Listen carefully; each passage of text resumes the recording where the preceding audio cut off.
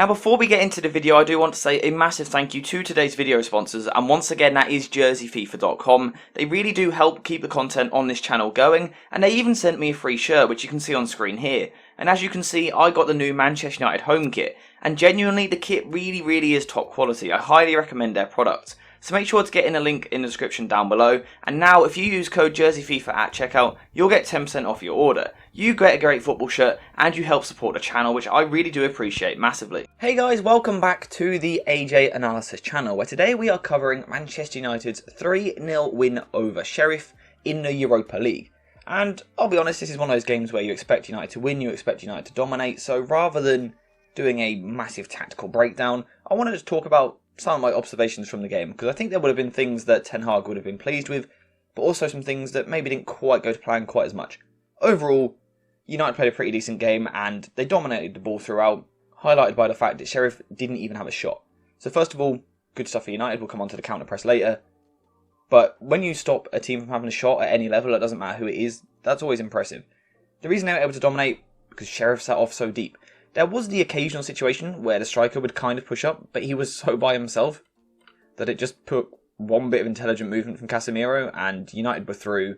And then Sheriff dropped right back into a nice defensive shape, pretty much all the men behind the ball. And we call it a back four, typically it's 2 centre-backs and 2 full-backs. This was almost 4 centre-backs. They were all playing within the width of the box. They then got the wingers right back defending out here, so it's almost a back 6. And then your midfield 3, and then your striker. So, for those who didn't watch the game, even just by seeing this shape from Sheriff, you can probably tell what sort of game it was, kind of the way that it played out. But I still thought it was quite interesting. So let's talk about some of those things. So typically Manchester United look to build possession in a sort of 2-3 shape like this, of course slightly higher up the pitch, but this is normally the rough idea. In this game, I think Ten Hag was very aware that his team were going to have a lot of the ball, and these deep players weren't going to be put under much pressure, which meant he was quite confident letting these players try to build possession. And actually, I've got Varane here, that is wrong. So yeah, as I was saying, Ten Hag knew his players were going to have a lot of the ball, and there weren't going to be much pressure on these deep players, which means you don't need as many players in these deep areas to try and build possession. And as a result, both fullbacks were told to push much further up the pitch, sometimes inverted with the winger wide, and then sometimes wider with the winger coming inside. On the left-hand side, it tended to be Malacia inside, Garnacho outside, whereas on the right-hand side, Dalot seemed to be the one holding the width, so there's a slight difference in system there. In terms of these deeper areas, Casemiro sat just in front of the 2 centre-backs, and Eriksen spent pretty much the whole game getting into this little area here, and it was just get the ball to Eriksen and see what we can create from there. And I thought during the first half, United were just off it a little bit with the tempo. There would be spells where the ball would be moved incredibly slowly, every player taking 2 or 3 touches too many, but then also the weight of the pass was wrong, just too slow, passes behind players a little bit. And then in other scenarios, United would try and play far too quick and absolutely ping some of the most ridiculous passes you'll ever see. Just so audacious, so forced passes into forward areas. And I didn't think United were that great in the first half. I thought they were okay without being anything more than that. I think that one thing we really established in this game was United need to learn to control tempo. And I don't mean just controlling possession of the match. I mean controlling the tempo of a game and sustaining a performance at the right tempo. United have spells where their tempo is really good, but in this first half in particular, it seemed to go far too slow 1 minute to far too quick the next. And it gave United a bit of a stodgy first half. Not too much going on. I can't criticise too much because it's really difficult to play against a 6-3-1. Where do you create your overloads? I mean, United pretty much even ended up with Casemiro up front. Like, United were trying, there wasn't really too much space you could do anything.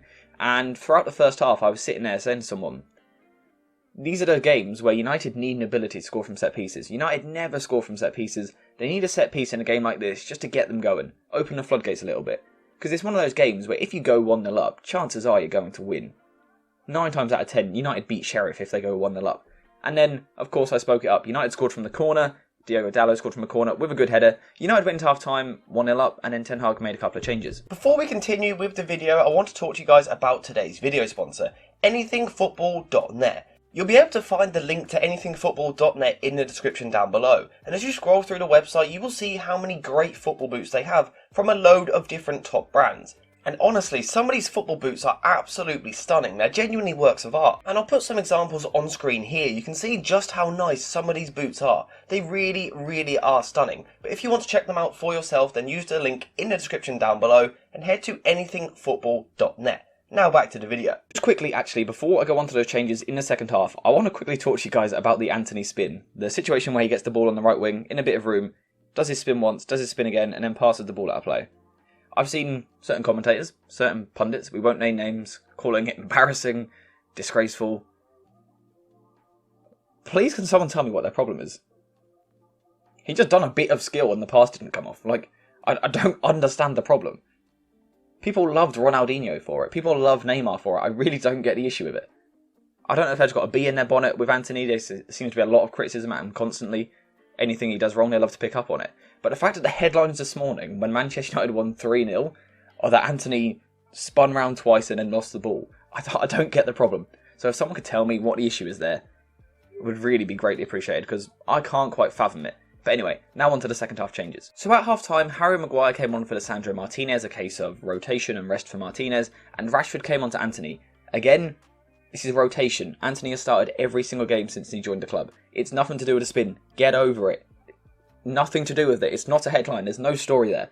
Rashford came on and actually played in a really interesting position just behind Cristiano Ronaldo. And Ten Hag was saying post-game that it's something he wants to see a bit more because he thinks it can be really threatening. And we have seen it in a couple of games already. And this meant that Bruno Fernandes was moved to the right-hand side. And I think what we saw in this game was those that watch the channel on a regular basis will know that I constantly go on about the need to get Bruno Fernandes in this right half space. Now, he wasn't quite playing in that area, but he was certainly playing way more right-sided than what he normally does, because he now was essentially United's right winger in almost a 4-4-2. And what we saw is it allowed him to get into positions where the crosses are much more efficient. And what I mean by that is, if you try a certain cross, if it's very straight or such a weird angle on it, they're not efficient crosses because they don't come off that often. When they do, they look really good and you get a great chance from them. But they're not efficient. You're not regularly going to get chances from it. As soon as Bruno Fernandes came to this side and was able to get in this little half space, take a touch and then get a cross in, United looked infinitely better. And they looked so much more like goals, like scoring. So the big takeaway for me from this game, I already thought it anyway, but it kind of confirmed it for me. Bruno Fernandes has to be used more in a right-sided space. This right half space. It can be Antony holding the width, it can be Dalot narrow, I don't mind too much. Fernandes needs to be in this space, especially against low blocks. Because the technique that he can now use for crossing is just so much more efficient, especially when you've got someone like Cristiano Ronaldo up front, who is very, very good at headering. And also, Rashford chipped him with a header. When does that happen? Rashford doesn't score headers, that's not what he does. But yeah, like I said, apart from that, I haven't got too much to say on the game. I think it was a good night for Erik Ten Hag. We saw Luke Shaw come on as well. Malacia moved to right back, which allowed Dalot some rest, which was needed because again he's played a lot of games this season. Shaw, as he has done every game in the past 2 months, looked really good.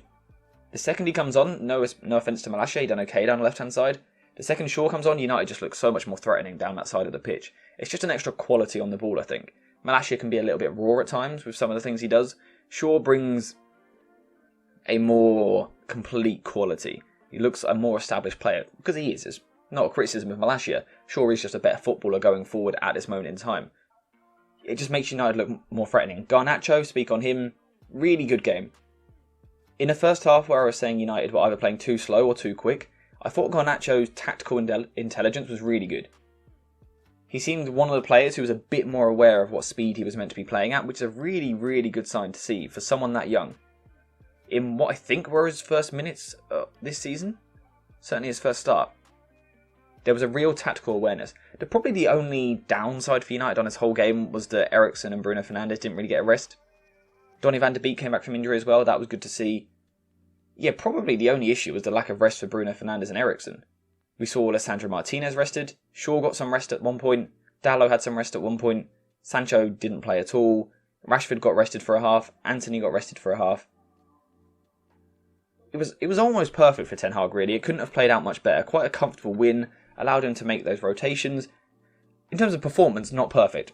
Absolutely not. But, in terms of the situation and the outcome, A 3-0 win where you were able to rest several players, got Garnacho some minutes which are important at this stage in his career. Job well done, you can't really ask for much more. I'm not really going to go into any more detail because there isn't too much to talk about. This isn't a tactical masterclass, this is trying to break down an incredibly stubborn defence. One of those games where at times you do just need to push 5 forwards all the way into the box. It's one of them ones. And yeah, I think it took a bit longer than what Ten Hag would have wanted and what the fans would have wanted, but it happened eventually. United eventually broke them down. Job well done. Can't ask for too much more. A 3-0 win. Now the important game is Real Sociedad in the Europa League. United need to win by 2 goals or more to go through top of the group to avoid a Champions League dropout team in a playoff. I think that could be a really good test actually of where this United team are at the moment, because they weren't great in that first game against Sociedad, although they were rotated. But yeah, genuinely that's all I have to say, just because it was one of those games. United deserve to win. Good to see Ronaldo playing well and scoring, kind of putting behind him what's happened in the last 10 days or so. All round just a good night for Manchester United, really. Not too much to say. But yeah, let me know what you think in the comments down below. Thank you guys for watching. I hope you have enjoyed the video, and as always, I will see you in the next one.